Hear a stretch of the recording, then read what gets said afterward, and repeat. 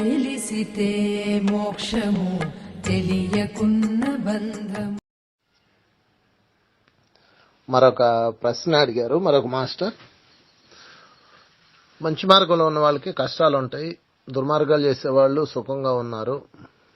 మరి ఇది ఎంతవరకు కరెక్ట్? ప్రకృతిలో ఎందుకు ఇలా జరుగుతుంది? దేవుని యొక్క న్యాయము ఇలాగే ఉంటుందని కొంతమందికి సందేహం ఉంటుంది. నిజమే, మీ కళ్ళ ముందు అన్యాయాలు చేస్తూ ప్రజలను దోచుకుంటూ ఉన్న వాళ్ళు హ్యాపీగా సుఖంగా ఉండొచ్చు. అదేవిధంగా ధర్మ మార్గంలో ఉంటూ ఉన్న వాళ్ళు పేదరికంలోనో బాధల్లోనో ఉంటూ ఉండొచ్చు, లేదా వాళ్ళు ఏదో అనారోగ్యంలోనో లేదా ఇంకో దానిలో ఉండొచ్చు. మీరు ఒకటి గుర్తుపెట్టుకోండి, ఈ రోజు ఏదైతే అనుభవిస్తున్నారో అది గతము నీడ. అది ఎప్పటికీ మర్చిపోకండి. మీరు ఈరోజు అనుభవిస్తున్న పుణ్యం అవనియండి, పాపం అవనియండి, రోగం అవనియండి, భోగం అవనియండి, అది గతం తాలూకా నీడ.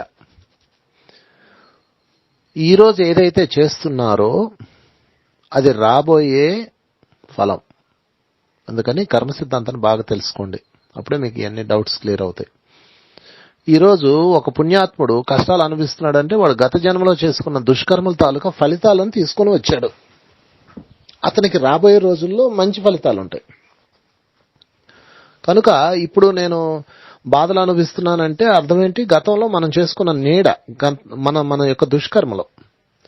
రెండు, ఇప్పుడు వాడు ఎన్ని దుర్మార్గాలు చేస్తున్నా హ్యాపీగా ఉన్నాడంటే అది రాబోయే తరం. చూడండి, వెయిట్ చేయండి, అప్పుడే అయిపోదు. వాడి పుణ్యకర్మ ఉంది కాబట్టి వాడి కథ నడుస్తుంది. మీ సెల్ ఫోన్లో ఛార్జింగ్ ఉన్నంతసేపు పనిచేస్తుంది. రాత్రి మీరు పెట్టుకున్న ఛార్జింగ్ని బట్టి ఈరోజు సెల్ ఫోన్ పనిచేస్తుంది. రాత్రి ఆ గంట ఛార్జింగ్ పెడితే ఈరోజు గంటే ఉంటుంది. కనుక మై డియర్ ఫ్రెండ్స్, ఒక గంట సేపు రాత్రి మీరు ఫోన్ ఛార్జింగ్లో పెట్టారు, అది గంట వస్తుంది. అది రాత్రి అంతా ఛార్జింగ్లో పెడితే రాత్రి అంతా వస్తుంది. మీరు పెట్టిన ఛార్జింగ్ని బట్టి మీ ఫోన్ పనిచేస్తుంది. అలాగే మనం చేసుకున్న పుణ్యకర్మను బట్టి ఇప్పుడు జీవితం ఉంటుంది. అయితే గతంలో చేసిన దుష్కర్మలు ఇప్పుడు పుణ్యాత్ములు అనుభవిస్తున్నారు అంటే వాళ్ళు దాన్ని మార్చుకోవచ్చు. కర్మ ధ్యానం చేసో లేకపోతే వాళ్ళు ఎన్లైటైన్మెంట్ అయితే ఆ కర్మలు మారిపోతూ ఉంటాయి. కనుక ఎవరైనా ఎక్కువ బాధలు అనుభవిస్తున్న వాళ్ళని చూసి మీరు ఒకటే అవగాహన చేసుకోండి, గతం నీడని వీళ్ళు తెచ్చుకున్నారు. అలాగని వాళ్ళని కించపరచకూడదు, ఎందుకంటే వాళ్ళు ధైర్యంగా తెచ్చుకున్నారు. కంగ్రాట్స్ చెప్పాలి. ఎవరైతే ఎక్కువ బాధలు అనుభవిస్తున్నారో వాళ్ళకి మనం కంగ్రాట్స్ అని చెప్పాలి. కనుక ఇంకొకటి కూడా ఉంది, డబ్బులు చూసి మీరు వాళ్ళందరూ ధనవంతుడు, వాడు దుర్మార్గుడు అయినా ధనవంతుడుగా ఉన్నాడు, ఈ సన్మార్గంలో ఉన్నవాడు పేదరికం అనుభవిస్తున్నాడు అని అనుకున్నారు. అది కూడా అజ్ఞానమే. ధర్మరాజు ధర్మంలో ఉన్నాడు, ఎంత హ్యాపీగా ఉన్నాడు చూడండి. ఆయన ఒకరోజు కూడా దుఃఖంలో లేడు. కనుక దుర్యోధనుడు అధర్మంలో ఉన్నాడు. దుర్యోధనుడు ఎప్పుడన్నా ఆనందంగా గడిపాడా? ధర్మరాజు 13 సంవత్సరాలు అరణ్యవాసం అజ్ఞాతవాసం ఆనందంగా గడిపారు. ఇబ్బందులు పడ్డారేమో కానీ ఆనందం అయితే పోలేదు వాళ్ళకి. శాంతంగా గడిపారు, సౌఖ్యంగా గడపకపోవచ్చు, శాంతంగా గడిపారు. మరి దుర్యోధనుడు ఆ 13 సంవత్సరాలు ఏం చేశాడు? వీళ్ళు ఎక్కడున్నారని ఎతకడం జరిపింది వాడి జీవితం అంతా. మళ్ళా వాళ్ళు ఎప్పుడు వస్తారు, వీళ్ళు ఎట్లా ఉంటారో, వాళ్ళు ఎట్లా చేస్తారో, ఈ ఏడుపుతోనే సరిపోయింది. ఎక్కడ సౌఖ్యంగా ఉన్నారు? ధృతరాష్ట్రుడు ఏమన్నా శాంతంగా ఉన్నాడా?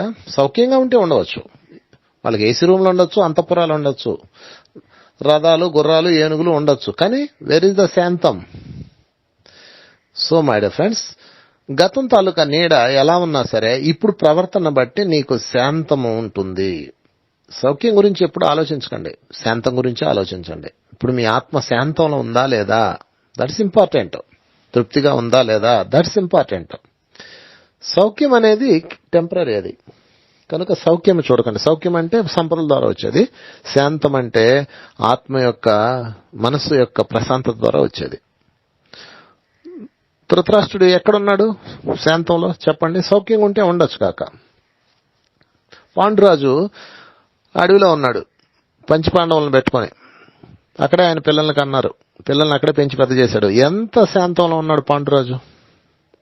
సౌఖ్యం లేదు ఆయనకి, అంతఃపురం లేదు, బంగళాలు లేవు, ఏసీ లేదు, నౌకరు లేరు, బట్ శాంతము. అదే ధృతరాష్ట్రుడు శాంతంలో ఉన్నాడా? సంపదలు ఉన్నాయి. నిజానికి ధృతరాష్ట్రుడు దుర్మార్గ పనులు చేశాడు, పాండురాజు మంచి పనులు చేశాడు. మరి పాండురాజుకు శాంతం ఉంది, ధృతరాష్ట్రుడికి శాంతం లేదు.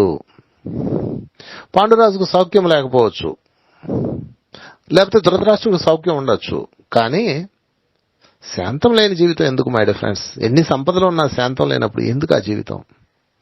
సో కాలం నిర్ణయిస్తుంది. అందుకని పక్క వాళ్ళని చూడడం మానేసి నేను ఎలా ఉన్నాను, నేను శాంతంగా ఉన్నానా లేదా? ఉన్నాను, వెరీ గుడ్, కంగ్రాట్స్. ఇక సౌఖ్యంగా లేను, ఎందుకు లేను? గతంలో మరొకళ్ళ సౌఖ్యాన్ని పాడు చేశాను కాబట్టి ఇప్పుడు సౌఖ్యంగా లేను అని దాన్ని గుర్తు తెచ్చుకొని దాన్ని చెరుపుకోండి, మిమ్మల్ని మీరు జడ్జి చేసుకోండి. అప్పుడు మీకు శాంతము సౌఖ్యము రెండు సంప్రాప్తిస్తాయి. సౌఖ్యము శరీరము, శాంతము మనసు. ఈ రెండు శాంతము సౌఖ్యంలో ఉన్నప్పుడు ఆత్మ శుద్ధమవుతుంది. సో పక్క వాళ్ళని చూడడం మానేసి మన శాంతం, మన సౌఖ్యం సంపాదించుకుందాం. Thank you very much.